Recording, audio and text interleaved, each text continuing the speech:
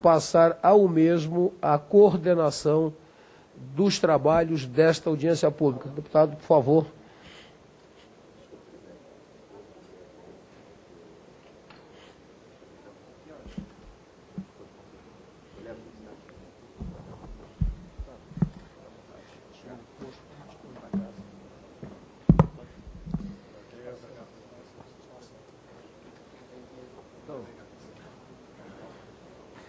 Bom, meus queridos companheiros, referência especial à nossa Federação das Indústrias do Estado do Ceará, e aqui representado pelo Dr. Heitor de Mendonça Studart, e a nossa CNI, aqui representado pelo senhor Luiz Alves Ferreira. Essa proposição foi feita por mim, pelo deputado Chico Lopes e pelo Alfonso Florencio, exatamente para poder discutir um tema hoje tão essencial para a vida brasileira. Nós temos duas observações a fazer. Uma é porque nós consideramos que o mais grave problema hoje para o desenvolvimento do país ainda é, apesar dos enfrentamentos e dos avanços, ainda é a questão das disparidades regionais. Há uma diferença muito grave ainda, e ainda há índices sociais enxovalhantes e inaceitáveis, por consequência, dessa realidade do desenvolvimento econômico e social no Brasil. E tudo isso de alguma forma, eu digo que tem muitos avanços, inclusive na área de infraestrutura, porque hoje o Nordeste brasileiro está sendo dotado de uma série de modais de transporte. Eu não estou mais nem falando dos programas sociais, que o principal beneficiário é a população nordestina, mas há mudanças profundas, que foram desenvolvidas e aprofundadas e realizadas do período do Lula e da presidenta Dilma. Então nós temos que fazer a devida referência e a justiça ao que esses dois presidentes fizeram pelo Nordeste brasileiro.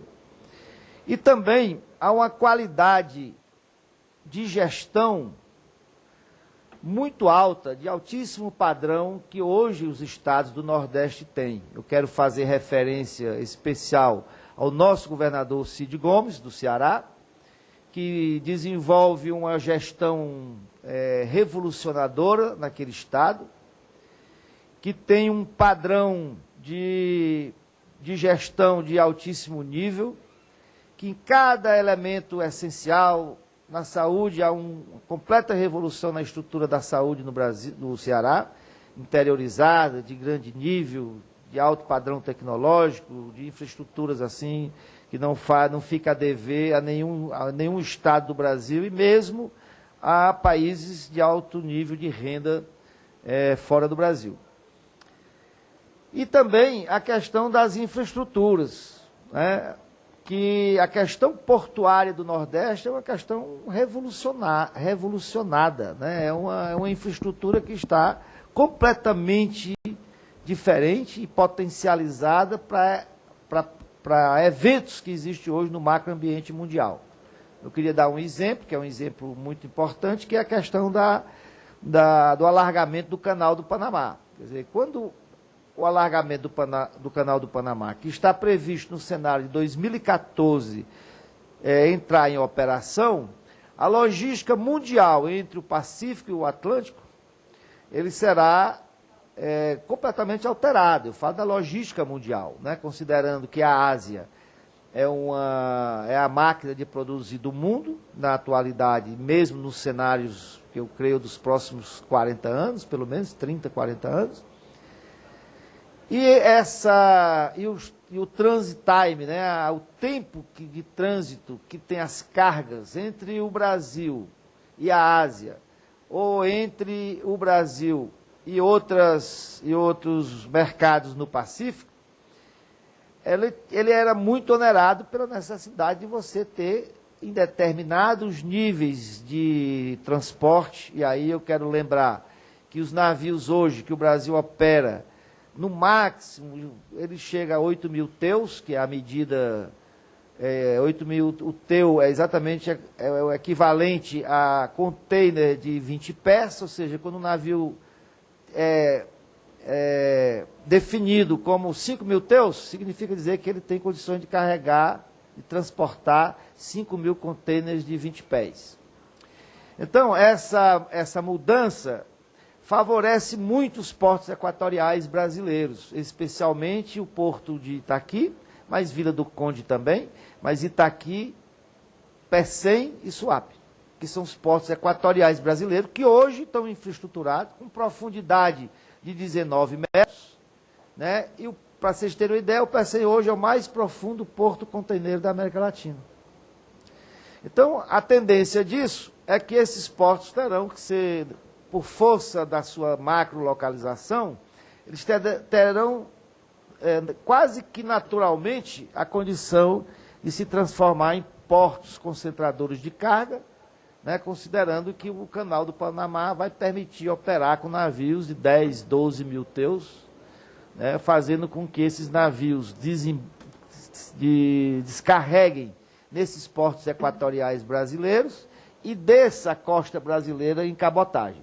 Isso é um exemplo que nós estamos suscitando aqui, porque representará, com certeza, uma revolução na logística entre a América Latina e a Ásia, e pela força do fluxo, aumentará também muito expressivamente, ou alterará muito expressivamente, o transporte de carga para a costa oeste dos Estados Unidos. Então, essa é uma revolução que não tem mais retorno, né? O horizonte de 2014, nós temos em 2014 a entrada de operação do Canal do Panamá.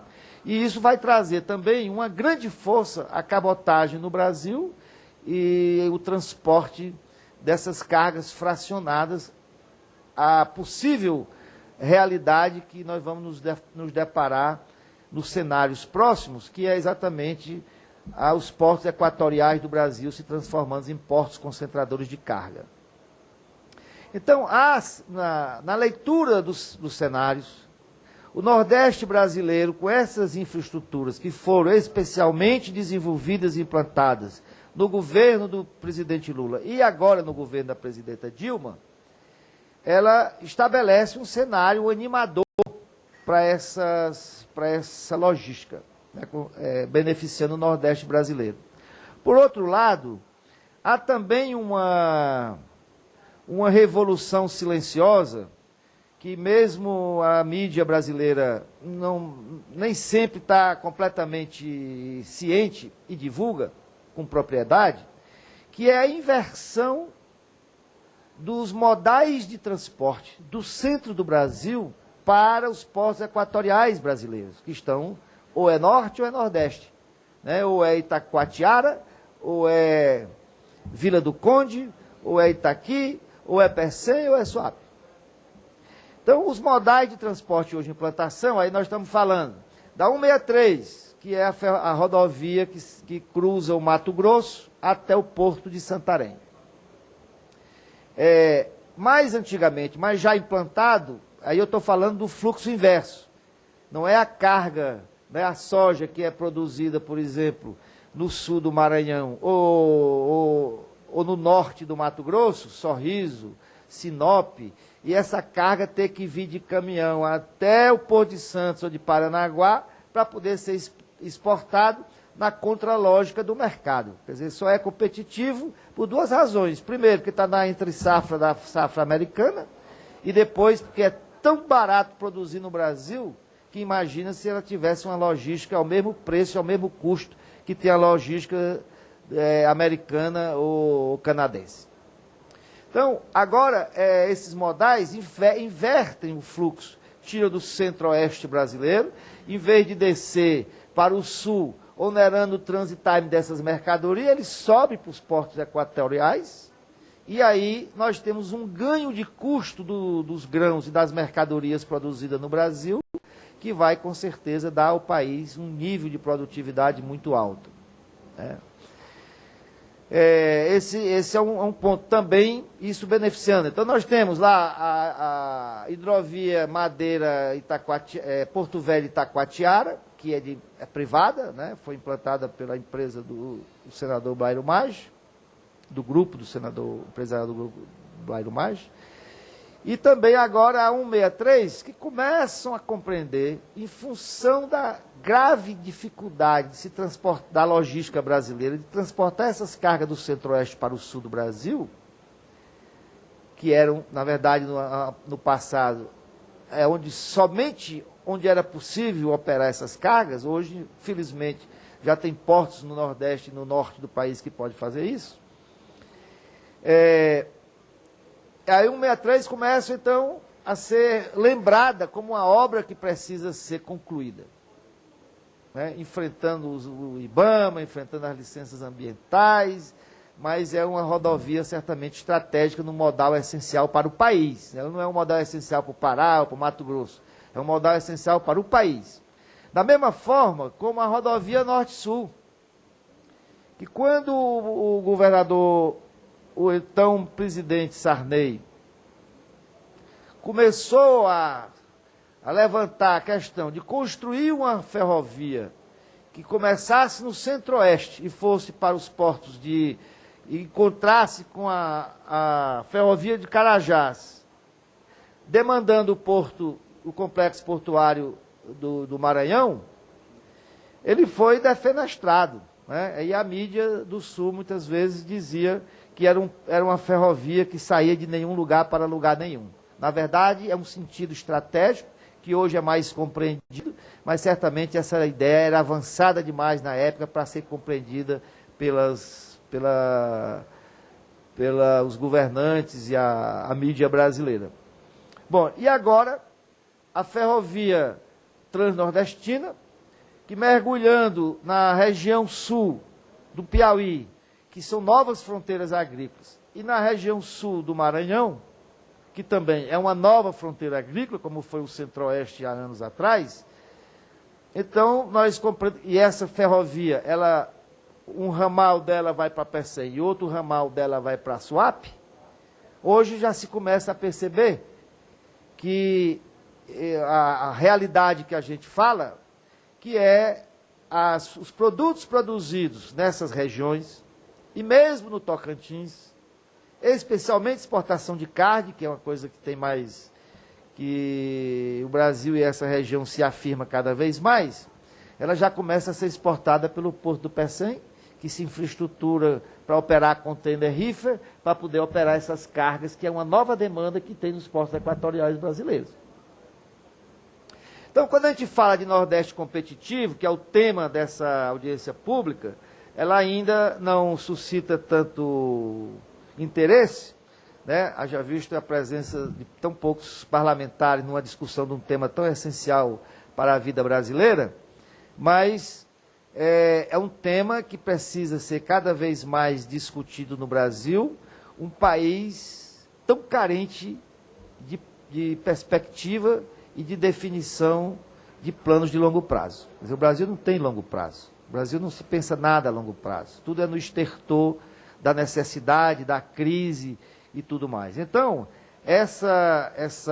esse tema é um tema que está sendo pela primeira vez no Brasil, eu não diria pela primeira vez, porque isso começou a se pensar há alguns anos atrás, na década de 50, mas infelizmente isso foi esquecido e os estertores provocados pela crise alienou os governos brasileiros desde então para a criação das estratégias, a definição das estratégias de longo prazo.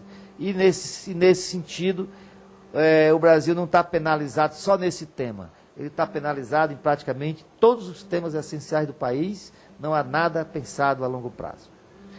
Mas eu queria, encerrando essas observações iniciais, eu queria lembrar que há um movimento dentro da Federação das Indústrias do Ceará, que é exatamente baseado no conceito de definir os planos de longo prazo para transformar o Nordeste numa área econômica competitiva, se criou um grupo onde isso está sendo pensado, e na semana passada esse grupo se deslocou para a Federação das Indústrias do Rio Grande do Norte, para a Federação das Indústrias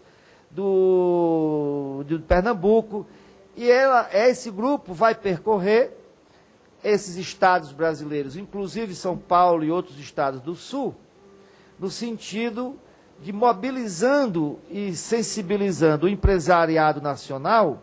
Se o Mister não está sendo devidamente considerado pelos governos, que é o planejamento e o pensar do país de longo prazo, ele está sendo, então, mobilizado, tentado, pelo menos, mobilizar o empresariado brasileiro no sentido de prover para o país o que é essencial para o país, que é pensar o país e definir as suas estratégias de longo prazo.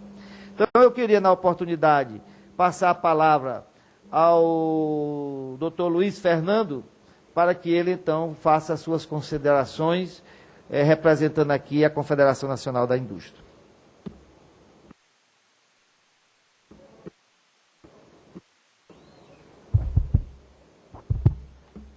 Obrigado, doutor deputado Antônio Baumann. Bom dia a todos os presentes.